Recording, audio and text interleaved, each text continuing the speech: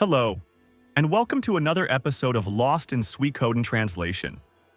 In this episode, we'll be taking a closer look at the various translations of runes throughout the series and how they've been mistranslated or just changed in the localization. For this episode, we'll be focusing on runes present in the original game.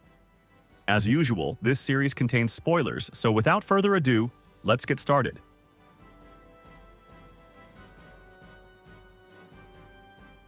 When Luke summons his golem to fight you, he calls upon his wind rune in the English version, but in the Japanese version he calls on the true wind rune, making this its first mention in the series. Though it's not confirmed why this happened, by removing my true, the line fits within the character length of the original Japanese, which means they wouldn't have to do any extra programming to display it, which might explain it.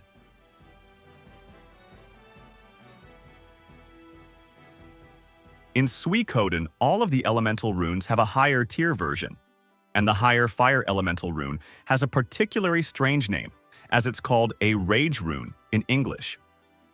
In Japanese, the higher tier versions of all elemental runes use kanji that technically means the same as the lower tier version, but implies more, like an inferno compared to a fire, a cyclone compared to a gust of wind, or a lightning storm compared to a lightning strike. As for why they went with rage in particular, the word translates literally as raging fire, so that's probably where it comes from, though why they stopped halfway through is anyone's guess. And speaking of fire, Ronnie Bell's unique rune is known as the Hate Rune in English, but in Japanese it's called the Blaze Rune. The word homura can also be used to describe an intense emotion, like the flames of passion or burning with jealousy, but I couldn't tell you why they settled on hate in particular. The Resurrection Rune is another peculiar translation.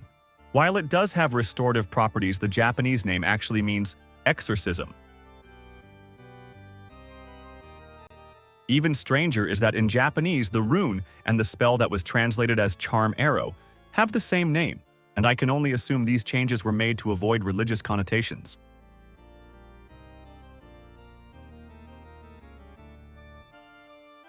The Trick Rune is just a mistranslation stemming from the fact that Jupo and Meg's profession was mistranslated as tricksters in Suikoden 1 and 2.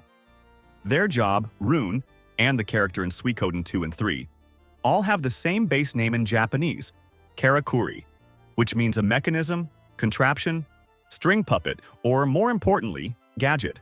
While the word can also mean trick, Jupo and Meg are known for using mechanical dolls to fight, and in Japanese they're known as Gadget Masters, and the localized rune name was actually corrected for Suikoden 3 onwards, where it's called a Gadget Rune.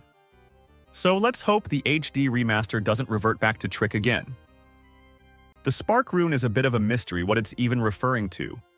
The rune itself looks like a couple of smaller birds following a larger one, which makes sense considering the rune lets all characters ignore their speed stat and follow after the bearer instead.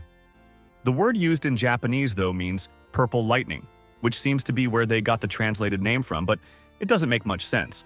It can also mean the flash of a sword, which is slightly better, I suppose, but still not great. While the games don't specify the kanji used, the manual does, and it's this definition. However, there is another definition of shiden, using a different kanji that means following the instruction of a master, which makes infinite more sense considering how the rune works. Could Konami, or rather the writer of the manual, have forgotten what it was actually supposed to be? Well, yes, because it's happened elsewhere.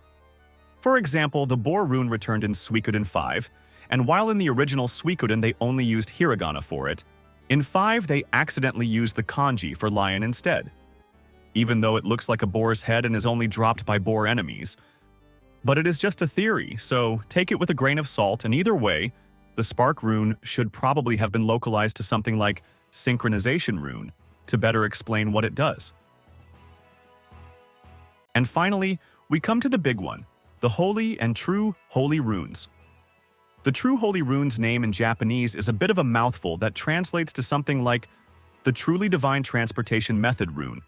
And while it might seem an odd name, it's actually a reference to an item in the original Chinese novel that Suikoden is loosely based on. The localization had to shorten it, but focused on the wrong part and also mistook it as a true rune in the process.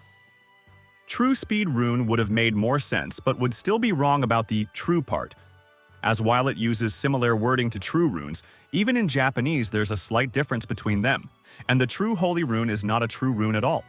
It was eventually officially localized to the popular fan name Godspeed Rune, though in Suikoden Tactics, it still kept the true part for some reason.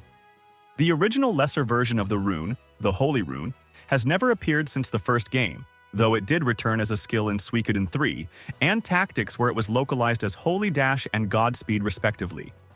It remains to be seen what function it will have in the HD remaster of Suikoden 1, since they appear to have enabled running without equipping one. So, there we have it. That's it for this episode of Lost in Suikoden Translation. Let me know in the comments if you enjoyed this one and if you'd like to see more episodes focusing on the rune names in the other games in the future, and I'll see you next time.